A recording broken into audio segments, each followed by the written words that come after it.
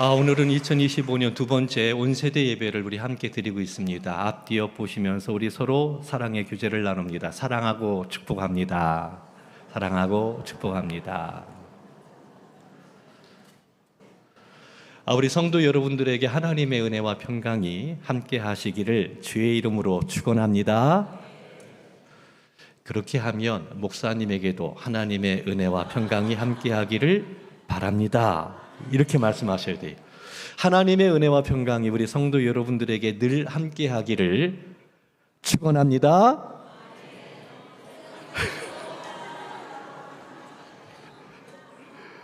감사합니다. 창세기 27장부터 35장에 나오는 야곱의 이야기를 읽을 때 야곱이 얼마나 험한 인생길을 걸었는지를 알 수 있습니다. 동시에 우리는 야곱이 참 장점보다는 단점이 많은 사람이다라는 것을 느낄 수 있습니다. 단점이 많은 사람이었지만 야곱의 삶은 그것을 우리에게 잘 보여줍니다. 하지만 하나님은 야곱이 어머니 태중에 있을 때부터 그를 택하셨고 그를 사랑하셨다라고 말씀하셨습니다. 하나님이 택하시고 사랑하셨다라는 겁니다. 어머니 태중에 있을 때 어떤 선한 일이나 어떤 악한 일이나 하지 못하는 상황이 어머니 태중에 있는 상황이잖아요. 아무것도 스스로가 어떤 것을 선택하지 못하는 그런 상황 가운데 있을 때 하나님은 야곱을 기억하셨고 사랑하셨고 그를 택하셨고 그를 통해서 위대한 계획을 갖고 그의 삶 가운데 함께 하셨던 것을 볼 수 있습니다.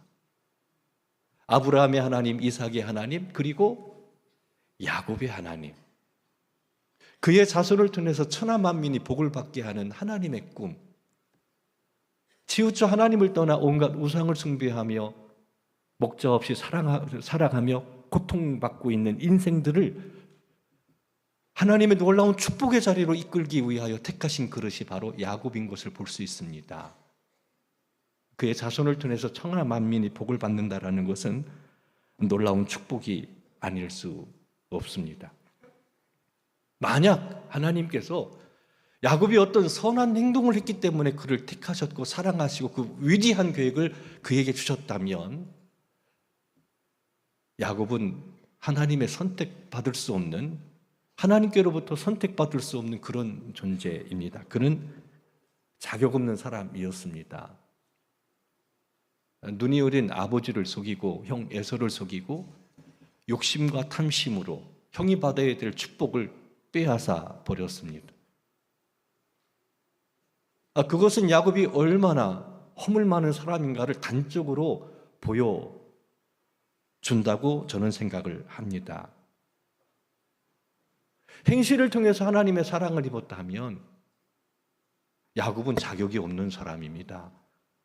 그의 삶은 그것을 우리에게 이야기해주고 있습니다.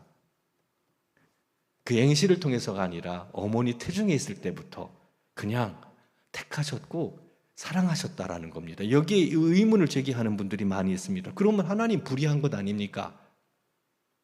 야곱은 택하고 에서는 버린 것, 그 잘못된 것 아닙니까? 그런데 이렇게 한번 생각해 보시기 바랍니다. 만약에 하나님께서 우리의 선한 행동을 통해서 택하시고 어떤 계획을 갖고 계시다면 과연 택함 받을 만한 사람이 이 땅에 누가 있을까? 한 사람도 없지 않습니까? 우린 우리 스스로를 알기에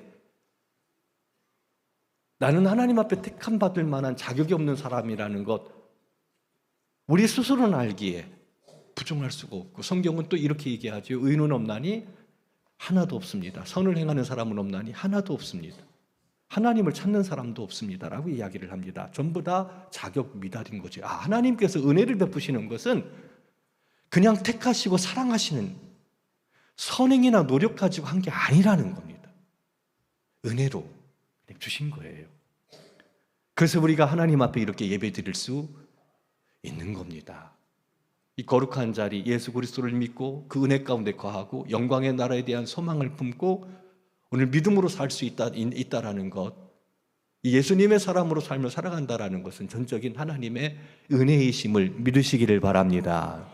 그렇지 않다면 우리는 여기 설 수 없잖아. 이 고귀하고 아름다운 자리에 설 수 없잖아요. 은혜로 됐기 때문에. 자격 없는 사람이지만 왜 나를 택하셨나? 그건 몰라요. 다만 하나님께서 이 자리 예수 그리스도 안에서 우리를 불러주셨다라는 것, 그것은 뭘 말하느냐? 하나님이 나를 택하셨고 사랑하셨다라는 것을 의미합니다. 그래서 우리는 주님께 예배를 드리는 겁니다. 하나님의 은혜로 살고 있습니다. 감사합니다. 은혜로 이 자리 여기까지 이르게 하셨고 영광의 자리까지도 가게 하실 줄로 믿습니다. 그 믿음 갖고 예배 드리는 줄 믿으시기 바랍니다. 이 예배 드림은 바로 그런 겁니다. 이렇게 예배 드리잖아. 이건 신앙의 고백인 겁니다. 하나님의 내가 은혜로 살았다라는 것, 내 노력이나 수고로 내가 애써서 얻을 수 있는 것이다라면 굳이 예배 드릴 필요는 없지요. 내가 내 힘 가지고 살아온 삶이라면. 그런데 하나님의 은혜라면, 은혜로 살아왔다라면 은혜 베풀어 주신 주님을 기억하고 예배하는 것은 마땅한 삶이다라고 이야기할 수 있습니다. 그래서 이 예배 드림은 신앙 고백이라 이야기할 수 있습니다. 돌려 예배 드리지 않는다라는 것은 이런 의미인 겁니다. 내 힘 가지고 삽니다. 하나님 없이도 나는 살 수 있습니다. 이런 거거든요. 예배를 드리느냐 안 드리느냐, 이것은 하나님의 은혜를 인정하고 그분의 사랑을 믿느냐 믿지 않느냐, 이런 기준이 된다라는 것. 그래서 이 예배드림, 이것이 하나님의 놀라운 사랑과 은혜, 그 은혜 가운데 있다면 함께 모여 예배하는 일에 힘쓸 수 있는 우리 성도 여러분들 되기를 주의 이름으로 축원합니다. 그 믿음의 고백인 겁니다. 그래서 예배드리지 않는다라는 것은 하나님을 부인하는 행위예요. 은혜를 부인하는 행위가 되는 겁니다. 하나님께서 은혜로 함께 하신다라는 것. 그러나 때로 우리가 인생의 여러 가지 힘들고 어려운 문제를 만났을 때 하나님을 느끼지 못할 때가 많이 있습니다. 혼자 버려진 것 같고 아무도 없는 것 같고, 정말 하나님이 함께 하시나, 하나님이 나를 돌봐주시나, 그것을 의심할 때가 있습니다. 야곱이 그랬습니다. 성경은 야곱이 어머니 태중에 있을 때 하나님께서 택하셨고 사랑하셨다라고 분명히 이야기하고 있고, 그를 통해서 큰 계획을 갖고 있다는 것 또한 증언하고 있습니다. 그런데 야곱이 외삼촌 라반의 집으로 갈 때 철저하게 그는 스스로 생각하기에 하나님은 나와 함께 하지 않는다라고 생각을 했습니다. 외삼촌 라반의 집으로 가는 것은 참 외롭고도 힘들고 고통스러운 길이었습니다. 아무도 없는 아버지 집을 떠나 도망가는, 그런데 그 도망가는 이유도 형 에서가 자기를 죽일 것 같아 두려움에, 그래서 도망가고 있는 모습입니다. 그는 아무것도 없었습니다. 이 야곱이 아버지를 속이고 형 에서를 속인 다음에 아버지의 축복을 빼앗아 버리잖아요. 나중에 에서가 이 사실을 알고 내 반드시 너를 죽이겠다.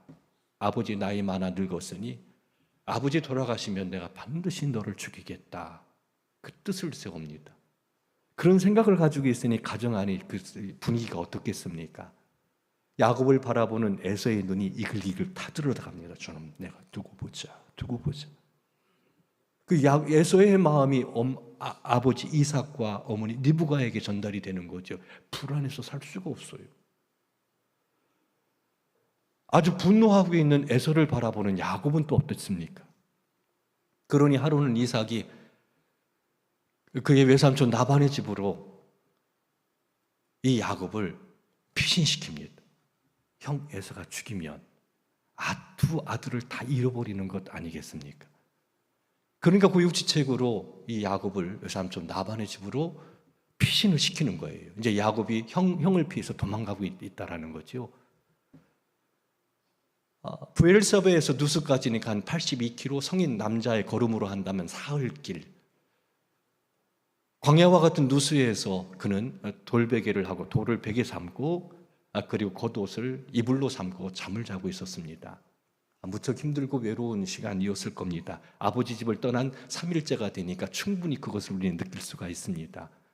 그런데 그는 일평생 잊지 못하는 그런 꿈을 꾸게 됩니다. 당시 구약시대에서는요, 하나님께서 하나님의 뜻, 하나님의 마음을 보여주는 것이 꿈으로 나타났거든요. 꿈을 통해서 보여주셨거든요. 구약시대는 그랬습니다. 요즘에는 기록된 말씀을 통해서 하나님의 뜻을 우리에게 보여주지만, 구약시대 말씀이 없었던 그 시대에는 꿈을 통해서 하나님을 보여주시고 하나님의 뜻을 가르쳐 주신 것을 볼 수 있습니다. 꿈속에서 야곱이 하나님을 보는데 사닥다리가 아래로부터 위로 쫙 올려지는 거예요. 그 주의 사자가, 하나님의 사자가 오르락 내리락 하는 것을 보게 됩니다. 어떻게 그 꿈을 잃어버릴 수 있겠습니까? 혼자라고 생각했는데 야곱은 하나님을 신비한 경험을 하게 되는 겁니다. 그리고 하나님의 음성을 듣게 됩니다. 하나님께서 말씀하시기를 뭐라고 말씀하셨느냐? 나는 여호와니 너의 조부 아브라함의 하나님이요 이삭의 하나님이라. 네가 누워있는 땅을 내가 너와 네 자손에게 주르니 네 자손이 땅의 티끌같이 되어 네가 서쪽과 동쪽과 북쪽과 남쪽으로 퍼져나갈지며 땅의 모든 족속이 너와 네 자손으로 말미암아 복을 받으리라. 내가 너와 함께 있어 네가 어디로 가든지 너를 지키며 너를 이끌어 이 땅으로 돌아오게 할지라. 내가 네게 허락한 것을 다 이루기까지 너를 떠나지 아니하리라 라고 말씀합니다. 땅 주겠다라는 것, 자손 주겠다라는 것, 그 자손이 온 누리 동서남북으로 퍼질 것이다라는 것, 그리고 그 자손을 통해서 야곱과 그 자손을 통해서 천하 만민이 복을 받게 될 것이다라는 것, 거기다가 하나님이 어디든지 함께 하시겠다고, 지켜주시겠다고, 돌보시겠다고, 그리고 다시 이 땅으로 돌아오게 하시겠다라고 약속하셨습니다. 그러니까 꿈속에서 야곱은 하나님의 음성을 들은 겁니다. 꿈속에서 야곱은 신비한 경험을 하게 된 겁니다. 야곱이 그 하나님을 만난 다음에 뭐라고 고백합니까? 여호와께서 과연 여기 계시거늘 내가 알지 못했다라고 이야기합니다. 어머니 태중부터 하나님은 야곱과 함께 하셨습니다. 그를 택하셨고 사랑하신 하나님은 야곱을 돌보셨습니다. 그는 형을 속이고 아버지를 속이고 불의한 일을 행했지만 하나님은 여전히 그와 함께 하셨고 그를 지키셨고 그를 돌보셨으며 그를 사랑하셨습니다. 형 에서를 피해 도망가고 있지만, 그래서 철저히 혼자라고 생각했지만, 외롭고 힘들고 어려운 밤이지만 홀로 있는 것과 같은 두려움과 공포가 그 마음 가운데 있고 또 미래에 대한 불안과 두려움이 그에게 있었지만, 그래서 하나님이 없다, 하나님이 계시다면 뭐 그런 생각, 우리들이 가지고 있는 그런 생각을 야곱이 갖고 있었지만 하나님은 그럼에도 불구하고 야곱과 함께 하셨고 그를 지켜주셨던 것을 볼 수 있습니다. 사랑하는 성도 여러분, 때로 힘들고 어려운 순간이 있지는 않습니까? 아무도 없다라고, 누구도 없다라고, 심지어 하나님도 나와 함께 하지 않는다고 너무 힘들고 어려우면 우리는요, 혼자 버려진 것 같은 두려움과 공포가 있습니다. 미래에 대한 두려움과 공포가 또 우리에게 있습니다. 또 나의 잘못으로 인한 어떤 어려움이라면 감히 하나님의 사랑을 이야기하기가 어렵기도 합니다. 하지만 하나님께서 우리 행위나 노력으로 택하신 게 아니라는 것, 하나님은 은혜로 나를 택하셨다라는 것, 그냥 사랑하셔서 택하셨다라는 거예요. 어떤 조건 따지지 않았다라는 거예요. 그리고 함께 하신다는 거예요. 나는 알지 못하지만, 나는 느끼지 못하지만 야곱처럼 여호와께서 과연 여기 계시거늘 내가 알지 못했다 이렇게 고백하고는 있지만, 하나님은 예수 그리스도 안에서 구원하신, 우리를 사랑하신 그 사랑으로 우리를 지키시고 돌보시고 함께 하시고, 야곱은 꿈에도 생각지 못했을 겁니다. 자신과 자신의 그 자손이 천하 만민에게 복을 주는 존재가 된다라는 것. 왜 지금 그는 어떻습니까? 광야에서 홀로 누워 자고 있습니다. 아무도 없습니다. 어떻게 그런 꿈을 꿀 수 있겠습니까? 그런데 하나님께서는 그런 계획을 갖고 계셨고, 그리고 그 삶의 자리로, 복된 자리에 이끌고 계시다라는 것. 야곱은 알지 못했습니다. 그런데 하나님은 함께 하셨고 지켜주셨다라는 것.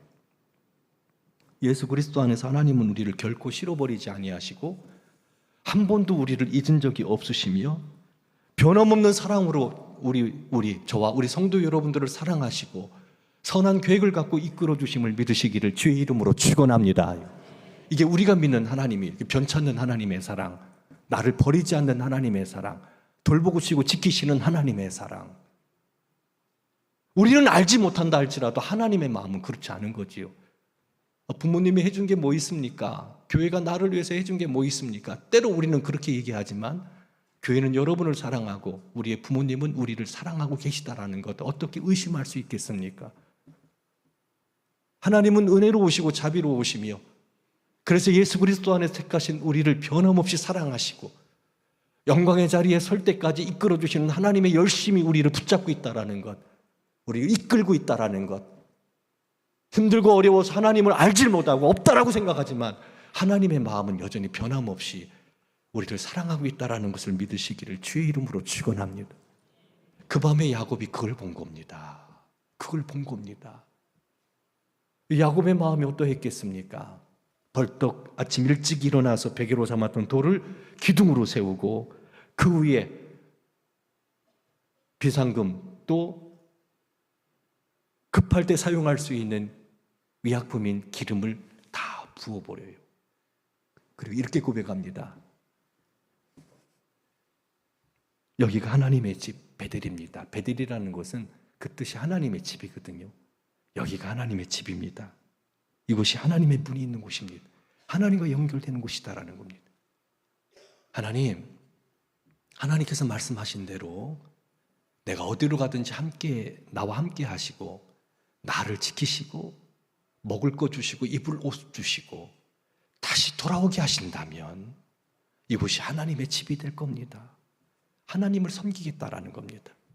이게 서원의 기도라고 얘기하죠. 하나님 말씀하셨습니다. 야곱이 말하는 겁니다. 하나님 그 말씀하신 대로 하신다면 내가 하나님 섬기겠습니다. 하나님 의지하겠습니다. 하나님만 예배하며 영광 돌리겠습니다. 지금 아무것도 없지만 나로 다시 아버지 집으로 돌아오게 하신다면 내가 반드시 하나님을 섬기고 따르겠습니다. 그리고 돌베개 했던 것을 기둥으로 삼고 기름을 부은 다음에 내가 10분의 1, 내 소유의 모든 소유의 10분의 1을 하나님께 드리겠다라고 고백합니다. 주일 성수와 함께 10의 1조를 드린다라는 것은 믿음의 고백인 겁니다. 따라합시다. 하나님이 주셨습니다. 나의 삶의 모든 것은 하나님의 은혜로 된 것입니다. 하나님을 위해 살겠습니다.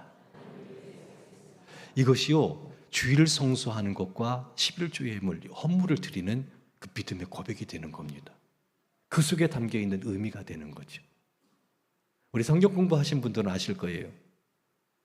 이게 무슨 뜻이죠? 다 잊어버리셨네요. 성경 공부할 때 그렇게 사인을 한번 보낸 적이 있습니다. 먼 곳에 있어도 제가 이렇게 손을 들면 샬롬 기억나실 겁니다. 그러니까 손가락 사인 하나 딱 들면 목사님이 나에게 축복하는구나.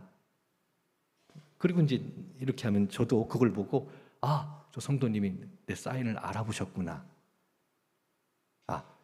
예배를 드린다라는 거, 주님께 헌금을 드린다라는 거, 이거는요 그 믿음의 고백인 겁니다. 하나님, 내가 하나님의 은혜로 살고 있어요. 내가 수고해서 얻은 것 가지고 살아가는 것이 아니라 하나님의 은혜로 날 구원해 주셨고 하루의 삶을 살아가는 것도 하나님의 은혜입니다. 이런 믿음의 고백인 겁니다. 10분의 1을 드린다라는 그런 의미가 담겨 있습니다. 당신은 11조 예물에 대한 규례가 없습니다. 하지만 그렇게 하나님 은혜를 베푸신다면 내 삶의 모든 것이 주님의 것입니다. 나 주님을 위해 살겠습니다라는 믿음의 고백이 돌을 세우고 기름을 붓고 하나님의 집이 베델이라고 얘기하고 10분의 1을 드리겠다라는 믿음의 고백을 통해 나타나는 거라는 거죠. 베풀어 주신 은혜를 생각하며 그 은혜 가운데 삶을 살고 있다라는 것. 그래서 마땅히 주의 은혜와 주님의 이름을 드높이며 믿음의 길을 걷겠다라는 그런 위대한 고백. 놀랍게도 하나님께서는 이 날을 기억하셨고 야곱을 지켜주셨고 보살펴 주셨으며 야곱으로 하여금 다시 아버지 집으로 돌아오게 하셨습니다. 언약하신 말씀대로 하신 겁니다. 그리고 야곱은 이 날을 기억하며 하나님께 영광을 돌리고 있는 걸 볼 수 있습니다. 사랑하는 성도 여러분, 하나님은 언제나 어디서나 어떤 여건과 환경 속에서도 우리와 함께 하십니다. 믿으시기를 주의 이름으로 축원합니다. 야곱이 말했던 것처럼 내가 알지 못했구나. 그래서 불안합니다. 그래서 두렵습니다. 그래서 흔들립니다. 그래서 괴롭습니다. 혼자 삶을 살아간다는 것이 얼마나 힘들고 어렵습니까? 하루를 시작할 때 하루의 삶을 주님께 맡겨보십시오. 나 주님의 사람입니다. 나를 다스려 주세요. 내가 맡깁니다. 이렇게 삶을 살아가는 사람하고 어떻게 해야 될까? 내가 어떻게 오늘 하루를 만들어갈까? 살아갈까? 천지차이입니다. 하나님이 함께 하신다라는 것을 기억하고 지켜주시고 돌보아주시며 일용할 양식 주실 뿐만 아니라 선한 계획을 갖고 이끌어 주신다라는 그 믿음 갖고 예배하며 강하고 담대한 우리 성도 여러분들이 되기를 주님의 이름으로 축원합니다. 또 한 가지, 하나님께서 베풀어 주신 은혜를 잊지 마십시오. 기억하십시오. 힘들고 어려울 때 나를 지켜주신 하나님, 아니 나를 택하시고 사랑하셔서 구원해 주신 그 하나님, 살아가는 날 때로는 힘들고 어렵지만 야곱처럼 외삼촌 나반의 길을 걸어가는 것처럼 힘들고 어려운 고갯길을 걷긴 하지만 여전히 하나님께서는 나를 붙드시고 선하게 이끌어 주심을 믿으면서 하나님을 위한 하나님의 사람으로 그 믿음의 길, 거룩한 길 걸어갈 수 있는 저와 우리 성도 여러분들이 되기를 주님의 이름으로 축원합니다. 이 시간 우리 함께 찬양을 부르신 후에 힘들고 어려우시지 않습니까? 나 혼자 있는 것 같은 두려움 혹 있지는 않습니까? 하나님 어디에 있어? 지금 이렇게 내가 힘들고 어려운데, 그런데 이거 곧 지나갑니다. 극한 상황 가운데 있다 할지라도 따라합시다. 하나님은 나와 함께 하신다. 믿으시기 바랍니다. 그래서 난 예배자로 그 믿음 갖고 예배자로 일평생 살겠습니다. 거룩한 믿음의 길 예수님의 사람으로 살겠습니다. 우리 함께 찬양을 부르신 후에 결단하면서 우리 함께 기도하겠습니다.